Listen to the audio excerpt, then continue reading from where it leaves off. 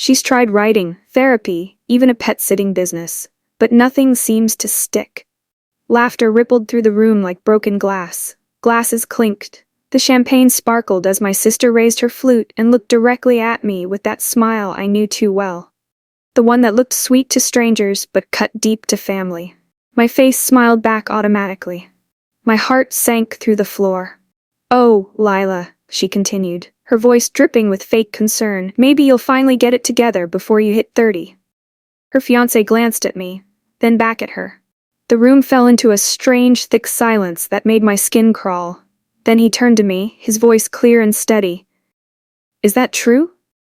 I could have walked out right then. I could have snapped and screamed, but I just stood there, fingers gripping the stem of my champagne glass so tightly I thought it might shatter in my hand. Everyone was watching me now, and I just smiled. My name is Lila, and I've spent most of my life learning how to swallow humiliation with a straight face. The family dynamic was simple and brutal. My sister shone like a spotlight, and I survived in the shadows she cast. She was the golden child. Loud, charming, blinding in her confidence. I was the one who didn't need praise, because I was naturally strong. What that really meant was that I was useful when things went wrong, and invisible when things went right. But I had been paying attention all these years. I remembered everything she did, every lie she told, every time she threw me under the bus to save herself. And tonight, for the first time, someone had asked me a direct question instead of just accepting her version of my life. The first time she blamed me for her mistakes, I was 12. She had crashed Dad's car into our neighbor's mailbox while sneaking out to meet some boy. When Dad found the damage the next morning, she said I had borrowed the car last. I wasn't even old enough to drive, but she was 16 and crying, and I was just standing there in my pajamas, confused and hurt. Dad believed her without question. Mom told me to stop making that face and go get ready for school.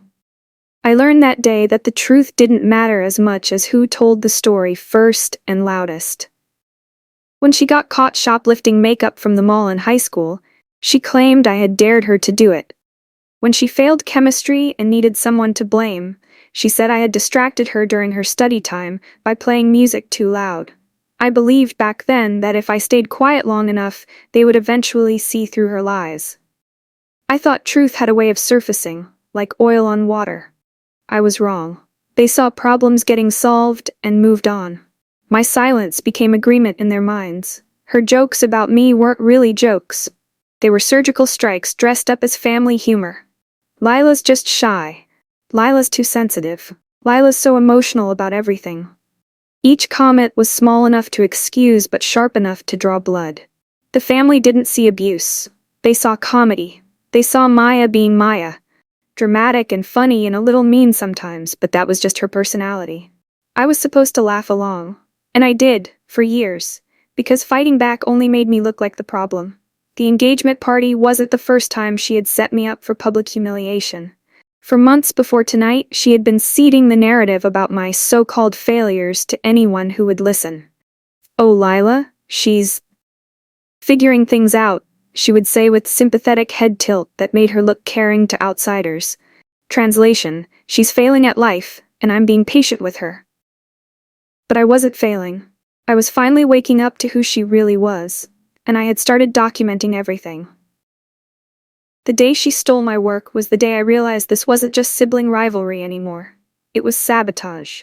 I had gotten my first real freelance writing gig after months of applying everywhere. I was so proud I showed her my draft before submitting it. She asked if she could read it again to give me feedback. Then she pitched the exact same concept to the same client under her name. They hired her instead of me. When I confronted her, she just shrugged. "It's not stealing, Lila. You wouldn't have nailed the presentation anyway. I saved you from embarrassing yourself." Our parents congratulated her on her initiative. That night, I overheard her bragging on the phone to her friend. The kitchen wall was thin, and her voice carried through the house like smoke. "I keep Lila around because she makes me look better by comparison," she laughed. "It's like having a built-in confidence boost. Plus, Mom and Dad always think I'm the responsible one, because she's such a mess." She paused, then added, "Marcus is marrying me, and she'll always be the sad little sister with nothing going for her. It's actually perfect. I started writing things down the next day. Everything. Dates, witnesses, screenshots. I told myself it was just to remember, but deep down, I knew I was building a case. A month before the party, Marcus, her fiancé, called me out of the blue. His voice was polite but tired. "Hey Lila. Maya mentioned you used to do bookkeeping for small businesses. I'm drowning in invoices and receipts here. Would you mind helping me organize some files for tax season?" He was respectful and grateful in a way that felt foreign after years of Maya's dismissive treatment. I said yes, partly because I needed the money, but mostly because someone had asked for my help without making it sound like charity. He seemed genuinely interested in my opinions about organizing his business finances. While organizing his files, I found something that made my stomach drop. Maya's name appeared on 3 different business receipts: spa treatments, expensive jewelry, flights to Miami for a weekend getaway. All of them were charged to his company credit card, the company he had built from nothing. When I asked him carefully, "Did you give Maya access to the business card?" his face went blank. "No," he said slowly. "Why?" I showed him the receipts without saying another word. I watched his jaw tighten as he studied the dates and amounts. "Thank you for bringing this to my attention," he said quietly. That was the moment I decided to document everything systematically. I wasn't crazy, I wasn't overreacting. Maya had been stealing from her own fiancé while telling everyone how responsible she was. I started keeping a folder, both digital and physical copies. Receipts, dates, screenshots, audio messages. I never raised my voice or made accusations. I just collected truth like evidence. My therapist had told me once that the best way to deal with someone who rewrites history is to make sure history is written down somewhere they can't touch it. Speaking of my therapist, she was the first person who gave me language for what Maya was doing to me. I had finally told someone outside the family about the constant criticism, the blame shifting, the way Maya always managed to make me look incompetent. Dr. Williams listened without interrupting, then said something that hit me like lightning. "Minimizing abuse doesn't make it less real, Lila.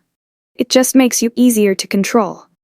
She helped me understand that Maya's behavior had a name: emotional abuse, and that my family's response, treating it as normal, was called enabling. When I told my parents I wouldn't be attending Maya's dress fitting, my mother's voice went sharp. "Can't you just be supportive for once? This is her time to shine. Why do you always have to make everything about you?" I said nothing, but I saved the voicemail. The way she said supportive, like it was something I owed Maya. The way she made my boundaries sound like selfishness. I was learning to save evidence of their reactions too. The way they always demanded I give more while never asking Maya to take less.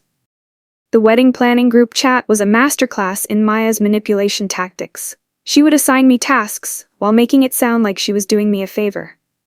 "Lila's in charge of coordinating the dessert table. That's all she can handle, lol." The message got thumbs up emojis and laughing reactions from our cousins. Nobody questioned why the "all she can handle" comment was necessary. It was just Maya being Maya.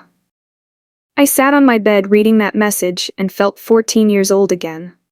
But this time, I started drafting an email. I sent Marcus a careful message.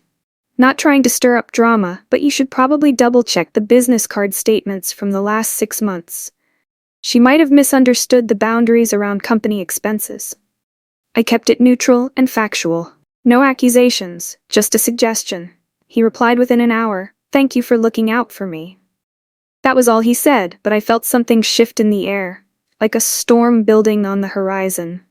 The night before the engagement party, Maya sent me a voice message while she was getting her nails done. Her tone was light, but the words underneath were steel. "Look nice tomorrow, okay? We're all representing the family. Don't embarrass me like you did at Cousin Emma's wedding when you showed up looking like you just rolled out of bed." I had worn a perfectly nice dress to Emma's wedding, but Maya had spent the whole night making little comments about my hair and makeup. I didn't respond to the voice message. But when I arrived at the party early to help with setup, I played it for Marcus. He listened without saying a word. Then he just nodded and walked away. "You already heard the toast that changed everything. But what you didn't see was the way Marcus's eyes stayed locked on mine while Maya spoke. The way his fingers tapped against his champagne glass, like he was keeping time to some internal countdown. The way he waited for just the right moment, when the laughter died down and everyone was looking at me with pity, to ask his simple question.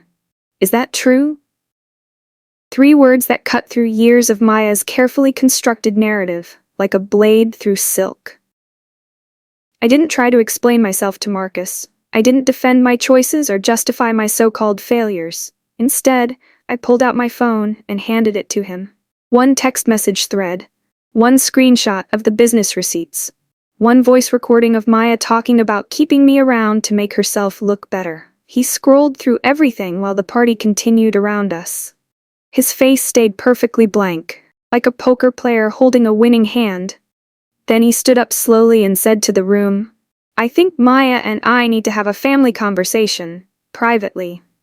The whispers started immediately. What happened in the guest bathroom wasn't private for long. Maya's voice carried through the door like she wanted everyone to hear her side first. "Why does it matter? It's basically my money too, since we're getting married." Marcus's response was quieter but somehow more devastating. "Because it's not your money, yet. And lying about it makes me wonder what else you've been dishonest about." Within 5 minutes, he had his lawyer on speakerphone, discussing breach of fiduciary responsibility. Maya's voice went from angry to panicked to desperate.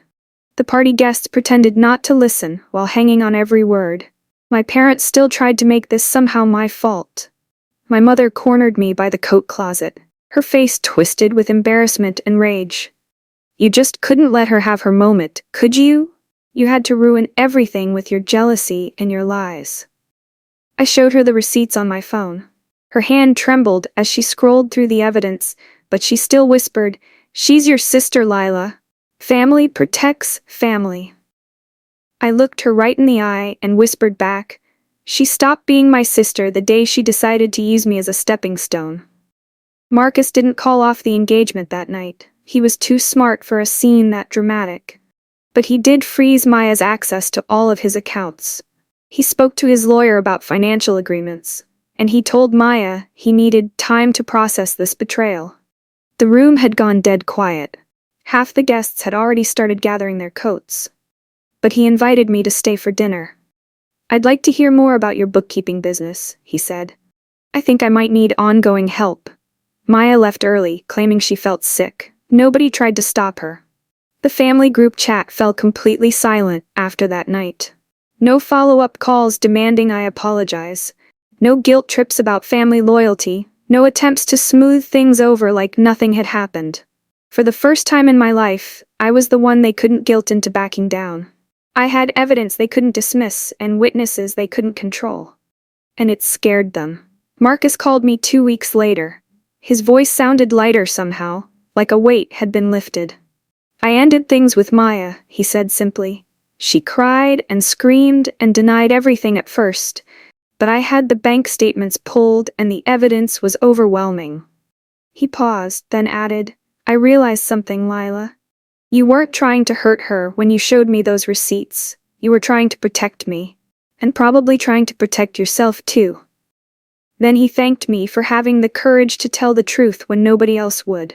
A month later, Marcus offered me something I never expected, a consulting contract to help organize financial systems for his expanding business.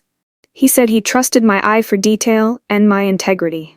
"You see things other people miss," he told me, "or maybe you're just the only one willing to point them out."